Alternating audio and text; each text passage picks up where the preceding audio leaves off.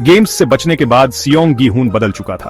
उसके हाथ में पैसे तो थे, पर जीत का स्वाद जहर जैसा लग रहा था। उसने जो फियरनाक मंजर देखे थे, उनका ख्याल उसे हर पल तड़पाता था। नींद में भी चैन नहीं, बस खून से सनी रेत और मुर्दों की खाली आंखों के नाइटमेयर्स। उसने अपनी बेटी के लिए अच्छा फादर बनने की कोशिश की, अपनी जिंदगी फिर से बनाने की कोशिश की, पर अपराध बोध उसके दिल पर बोझ बना हुआ था। गी-हुन उन यादों से पीछा नहीं छुड़ा पा रहा था। हारने वालों के चेहरे, खासकर सेबायोक और संगवू, उसकी आंखों के सामने घूमते रहते थे। उसके छोटे से घर की खामोशी में उनकी आवाज गूंजती रहती थी।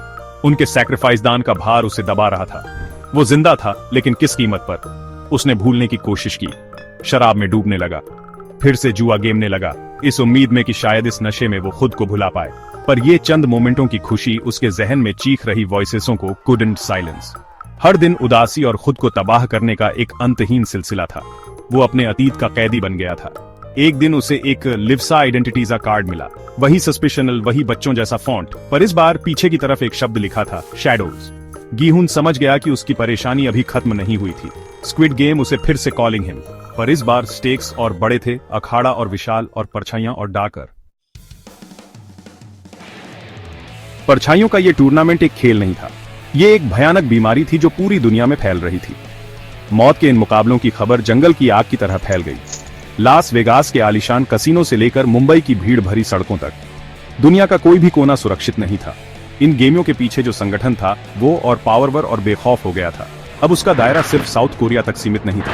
गी-हुन को पता चला कि ये खेल कोई अकेली घटना नहीं थे, ये एक बहुत बड़े और खतरनाक नेटवर्क का हिस्सा थे। एक ऐसा नेटवर्क जो बेबस और लाचार लोगों को अपना शिकार बनाता था, उन्हें अमीर बनने का लालच देता था या फिर मरने पर मजबूर कर देता था। उसने आलीशान हाउसों, वीरान फैक्ट्रियों, यहाँ तक कि दूर दराज के द्वीपों पर होने वाले इन गेमों की कहानियां सुनी। हर कहानी इस संगठन की रूथलेसता और पहुंच का सबूत थी। नियम वही थे, लेकिन चुनौतियां अलग थीं, ज्यादा डेंजरस, ज्यादा टेरिफाइंग। चर्चा थी कि अब ये खेल वर्चुअल रियलिटी में गेमे जा रहे हैं, जहां हकीकत और सपने के बीच की रेखा धुंधली हो जाती है। ऐसे खेल जो इंसान की सहन सस्पिशनती और नैतिकता की सीमाओं को तोड़ देते हैं। परछाइयों का ये टूर्नामेंट सिर्फ जीत हार का खेल नहीं था, ये ह्यूमेनियत की परीक्षा थी। गी-हुन को एहसास हुआ कि उसकी जीत एक दोधारी तलवार थी। इसने उसे तो कंगाली से बचा लिया था, लेकिन उसे एक ऐसी साजिश में धकेल दिया था जो पूरी दुनिया में फैली हुई थी। वो अब सिर्फ एक खिलाड़ी नहीं था, वो एक मिसाल था, एक ऐसे खेल का मोहरा जो उसकी सोच से भी कहीं ज्यादा बड़ा था। नए खिलाड़ी अलग अलग जगहों से, अलग अलग पृष्ठभूमि के थे, और हर किसी के पास परछाइयों के इस टूर्नामेंट में आने की अपनी वजह थी। यूमी टोक्यो की गलियों में मोमेंटी भरी एक छोटी जेब कतरा, जिसकी तेज बुद्धि और फुर्ती सालों की मेहनत का नतीजा थी।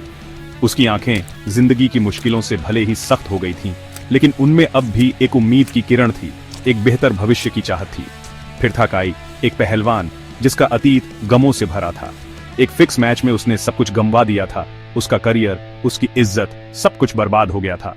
चेंजा लेने की चाहत और गुस्से से भरा, वो इन गेमों में अपनी इज्जत वापस पाने और अपने साथ हुए गलत का चेंजा लेने आया था। और फिर था जेहो, एक बहुत ही होशियार पर निराश साउथ कोरियन प्रोग्रामर, जिसे बड़ी कंपनियों के घोटाले का पर्दाफाश करने के जुर्म में सबका साथ छूट गया था।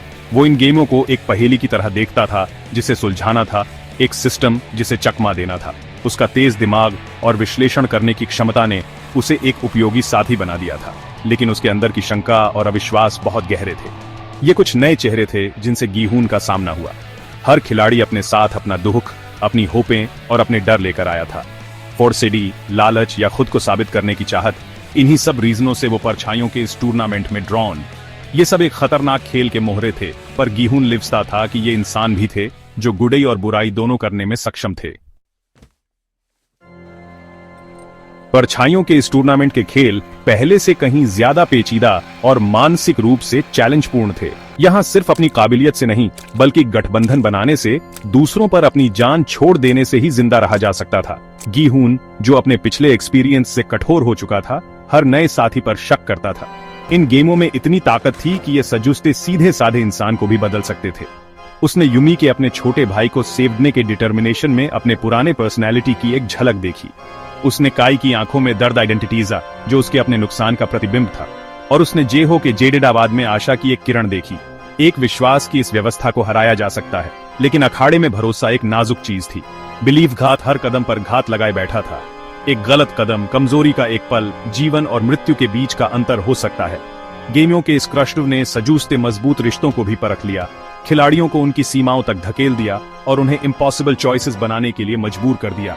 गी हुन ने खुद को हर किसी के इरादों पर सवाल उठाते हुए पाया, जिसमें खुद भी शामिल था।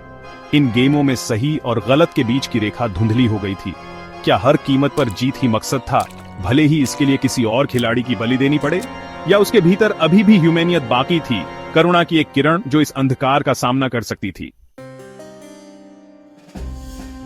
जैसे जैसे परछाइयों का टूर्नामेंट आगे बढ़ता गया, फुसफुसाहट अफवाहों में बदल गई और अफवाहें पुष्टि में। इन गेमों के पीछे का संगठन सिर्फ क्रूर मनोरंजन के लिए नहीं था, यह नियंत्रण के लिए था। वैश्विक कंट्रोल। इस लर्किंग तमाशे के पीछे के असली मास्टरमाइंड, कठपुतली चलाने वाले, खुद को प्रकट करने लगे। वे अंधेरे में छिपे हुए कोई परछाई वाले लोग नहीं, बल्कि जीवन के सभी क्षेत्रों के लिव से माने लोग थे। राजनेता, बड़े बड़े बिजनेसमैन, सेलिब्रिटीज, ताकत के पदों पर बैठे लोग जो अपने स्वार्थों को पूरा करने, अपने प्रतिद्वंद्वियों को खत्म करने और दुनिया को अपनी सोच के हिसाब से ढालने के लिए इन गेमों का इस्तेमाल करते थे। गी हुन को पता चला कि इन गेमों का इस्तेमाल शेयर बाजारों में हेरफेर करने, चुनावों को प्रभावित करने और यहाँ तक कि युद्धों को भड़ियारसे के लिए किया जाता था। विक्टोरीने वाले, जिन्हें अक्सर संगठन द्वारा तैयार और नियंत्रित किया जाता था, एक बड़े खेल में मोहरे बन जाते थे। उनकी दौलत और इन्फ्लुएंस का इस्तेमाल कठपुतली चलाने वालों के लक्ष्यों को आगे बढ़ाने के लिए किया जाता था। यह एहसास गी हुन पर बिजली की तरह गिरा।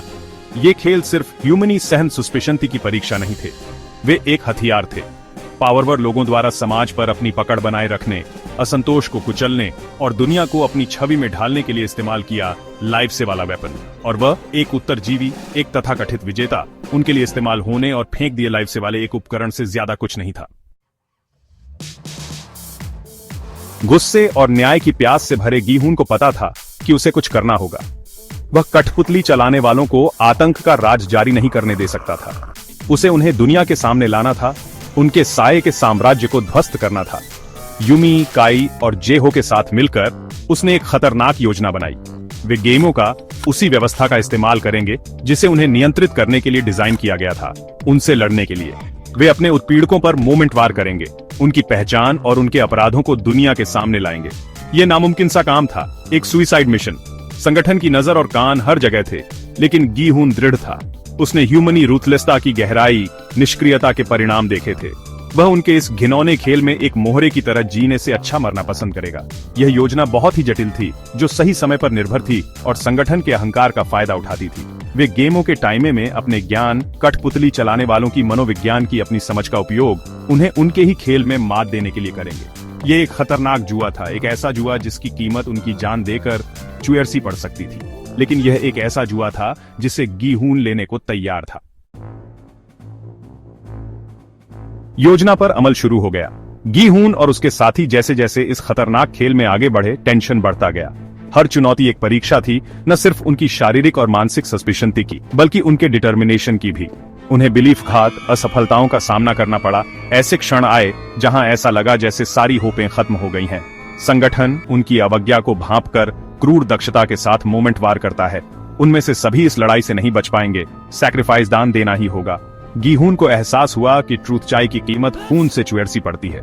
एक दिल दहला देने वाले मुकाबले में अपनी असली पहचान का खुलासा करते हुए गी हुन और उसके बचे हुए साथी उस नकाबपोश शख्स के आमने सामने आ गए जो इन गेमों का चेहरा बन गया था, फ्रंटमैन। लेकिन इस बार फ्रंटमैन सर्वोच्च अधिकारी नहीं था, वह तो बस एक कठपुतली था जो तकनीक से तोड़ी हुई आवाज से आदेश ले रहा था, एक आवाज जिसने गी हुन की रीढ़ की हड्डी को कंपा दिया। आवाज एक ऐसे आदमी की थी जिसने खुद को सिर्फ डायरेक्टर बताया। उसने संगठन के भयावह दायरे का खुलासा किया। यह सिर्फ साउथ कोरिया तक ही सीमित नहीं था, यह एक वैश्विक नेटवर्क था जिसके तंबू दुनिया के हर कोने तक फैले हुए थे। सरकारें, निगम, यहाँ तक कि धार्मिक संस्थान भी घुसपैठ का शिकार थे।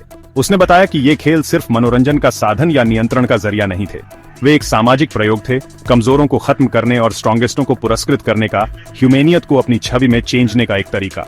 डायरेक्टर खुद को एक चरवाहे के रूप में देखता था जो मानवता को एक नए विश्व व्यवस्था की ओर ले जा रहा था, एक ऐसी दुनिया जो कुछ चुनिंदा लोगों द्वारा शासित होगी।